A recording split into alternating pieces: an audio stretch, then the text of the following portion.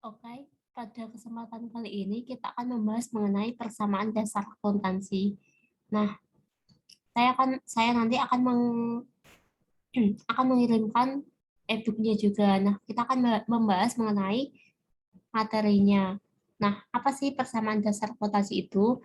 Persamaan dasar akuntansi adalah persamaan untuk menentukan keseimbangan antara debit dengan kredit dalam suatu perusahaan menggunakan sebuah neraca yang berisi daftar yang menunjukkan aset, liabilitas, dan ekuitas yang dimiliki perusahaan pada waktu itu. Jadi, bentuk persamaan dasar akuntansi itu adalah aset sama dengan liabilitas ditambah ekuitas pemilik. Atau untuk mencari liabilitas, itu caranya aset dikurangi ekuitas pemilik. Sedangkan untuk mencari ekuitas pemilik, caranya aset dikurangi liabilitas. Nah, unsur-unsur dalam persamaan dasar akuntansi itu ada beberapa. Yang pertama itu aset. Aset itu apa sih? Aset yakni kekayaan yang dimiliki oleh perusahaan yang dapat dinilai dengan menggunakan uang dan memiliki manfaat di masa mendatang.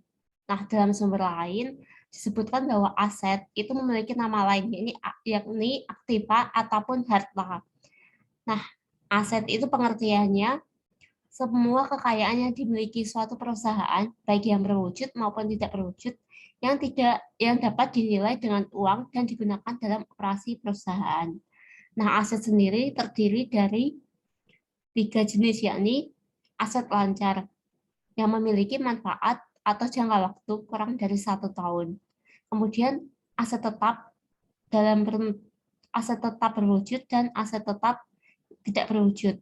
Nah, aset lancar ini terdiri atas kas, piutang, surat berharga, perlengkapan, beban dibayar di muka.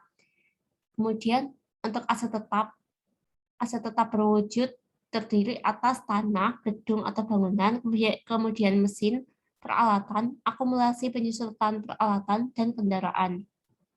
Kemudian untuk aset tetap tidak berwujud terdiri atas goodwill, hak paten, hak cipta, dan merek. Nah, kita kan sudah membahas mengenai aset. Kemudian kita akan membahas mengenai liabilitas. Liabilitas itu mempunyai nama lain, yakni hutang atau kewajiban. Pengertiannya yakni kewajiban yang harus dilunasi oleh perusahaan kepada pihak ketiga atas transaksi yang telah dilakukan pada masa lalu. Nah, dalam sumber lain disebutkan bahwa liabilitas atau hutang atau kewajiban adalah keharusan perusahaan untuk membayar kepada pihak lain yang disebabkan adanya transaksi pembelian barang atau jasa secara kredit maupun peminjaman modal pada pihak lain. Liabilitas atau hutang itu terdiri dari 3 jenis, yakni hutang lancar, hutang jangka panjang, dan hutang lain-lain.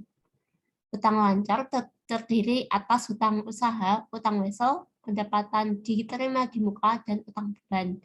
Sedangkan hutang jangka panjang terdiri dari hutang hipotek, hutang bank, hutang obligasi, dan kredit investasi.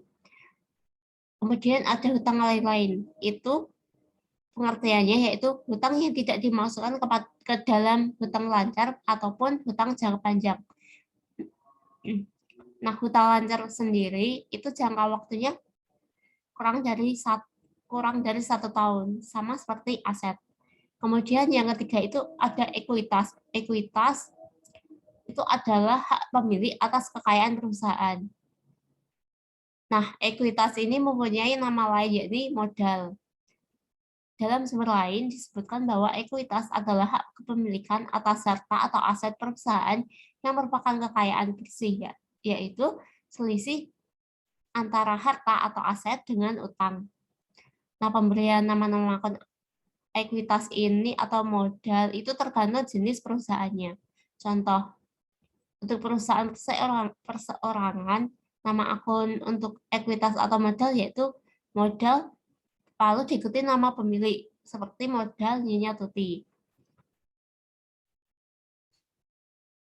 Kemudian yang keempat itu ada pendapatan. Pendapatan itu arus masuk kas akibat dari penyerahan atau penjualan barang atau jasa atau aktivitas lain yang merupakan kegiatan utama perusahaan. Yang selanjutnya yaitu beban. Beban itu harus keluar kas dalam rangka untuk memperoleh pendapatan. Yang keenam itu ada privilege, yaitu pengambilan uang pribadi oleh pemilik atas kekayaan perusahaan. Nah, kita akan lanjut ke pengaruh transaksi terhadap persamaan dasar akuntansi. Hubungan interaksi antara aset, liabilitas, dan ekuitas dalam persamaan dasar akuntansi itu bersifat sementara. Perubahan itu dinyatakan dalam bentuk bertambah ataupun berkurang antara aset, liabilitas, ataupun ekuitas, sehingga sisi kanan dan sisi kiri akan seimbang. Nah, apabila sisi aset itu bertambah, maka sisi sebelahnya yaitu antara liabilitas dan modal itu juga bertambah. Jadi nanti harus seimbang. Nah, ini transaksi, kemudian aset sama dengan liabilitas ditambah ekuitas.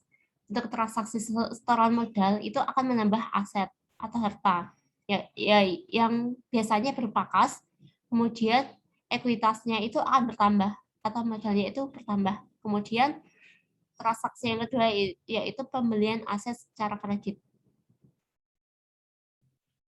Ketika kita membeli aset secara kredit, maka aset kita akan bertambah dan liabilitas atau utang kita akan bertambah. Yang ketiga, pembelian aset secara tunai. Itu kita akan menambah asetnya dan mengurangi kas atau kita mengurangi uang yang kita bayarkan. Yang keempat itu diterima pendapatan. Jadi kalau kita menerima sebuah uang atas pendapatan, maka aset kita akan bertambah dan modal kita akan bertambah. Yang kelima itu pembayaran beban. Itu pembayaran beban, kita kan butuh uang nih. Nah, maka aset kita yang berupa kas akan berkurang dan ekuitas atau modal kita akan berkurang. Kemudian yang keenam itu pembayaran hutang. Itu kita kan menggunakan uang juga, maka aset kita akan berkurang dan hutang kita itu berkurang. Yang ketujuh, penerimaan pembayaran piutang. Jadi kalau kita menjual barang secara kredit ataupun jasa secara kredit, nah ketika pelanggan itu membayarkan hutangnya, kita kan menerima piutang. Jadi kas kita bertambah atau aset kita bertambah dan piutang kita itu akan berkurang. Yang kedelapan, pendapatan yang belum dibayar atau masih berupa piutang atau masih berupa tagihan.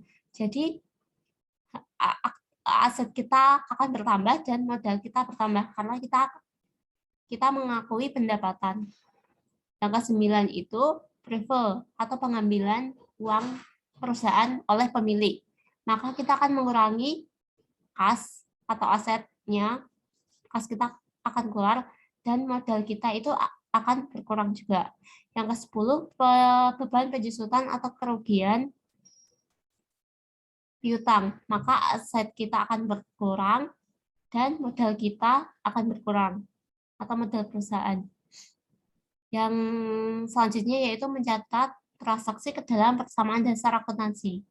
Nah, pada pembahasan berikut ini akan diuraikan beberapa tipe transaksi yang akan berpengaruh terhadap laporan keuangan untuk menggambarkan hubungan antara kegiatan perusahaan dan akuntansi.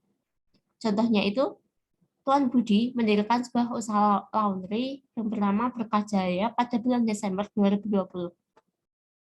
Transaksi-transaksi yang terjadi yang pada transaksi pertama itu transaksi penyetoran modal.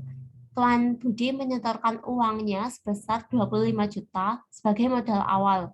Cara untuk mencatat transaksinya itu, nah kita kan Tuan Budi itu menyetorkan uangnya ke perusahaan.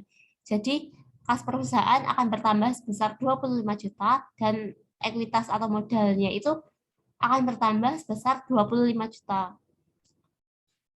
Kemudian untuk transaksi yang kedua yaitu Tuan Budi memperoleh kredit dari bank untuk tambahan modal usaha sebesar 20 juta. Nah, itu kan kita mendapatkan uang dari kredit di bank.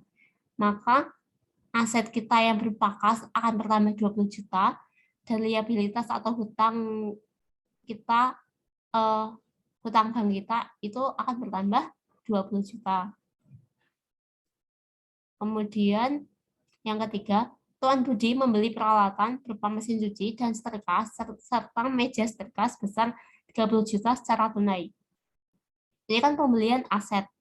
Maka aset kita yang berupa kas akan berkurang 30 juta untuk membayarkan peralatan dan kita akan peralatan kita itu akan bertambah sebesar 30 juta.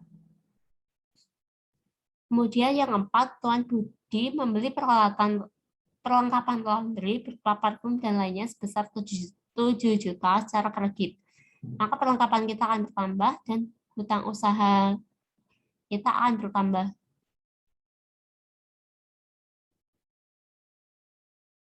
Yang kelima, Tuan Budi menerima pendapatan sebesar 500.000 dari pelanggan. Jadi kita menerima pendapatan, berarti pas kita bertambah 500.000 dan ekuitas atau modal kita bertambah 500.000. Kemudian Tuan Budi telah menyelesaikan jasa kepada 6 orang pelanggannya sebesar 600 dan belum dibayarkan. Jadi piutang kita itu akan bertambah 600.000 dan modal Tuan Budi akan bertambah 600.000. Kenapa kita nggak menambah kas? Karena kita belum mendapatkan uangnya. Jadi kalau misal pemberian jasa secara kredit itu masuk ke piutang.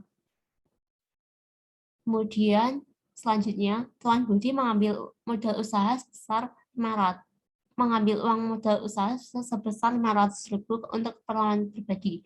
Jadi aset kita yakni berupa kas berkurang sebesar 500.000 dan ekuitas atau modal kita berkurang sebesar 500.000.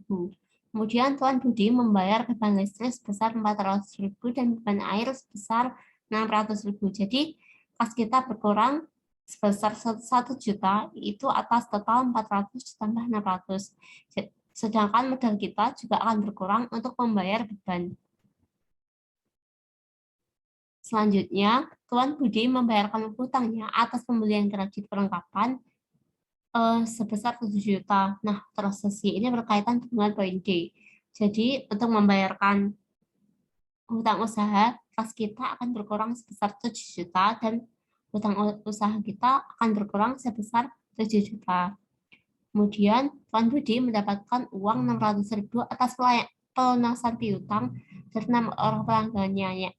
Nah, kita kan mendapatkan uang nih atas pelunasan piutang. Jadi kas kita bertambah dan piutang kita berkurang karena sudah dibayarkan oleh pelanggan. Kemudian ini ada soal nanti jawabannya dianalisis dan dibuat persamaan dasar akuntansinya.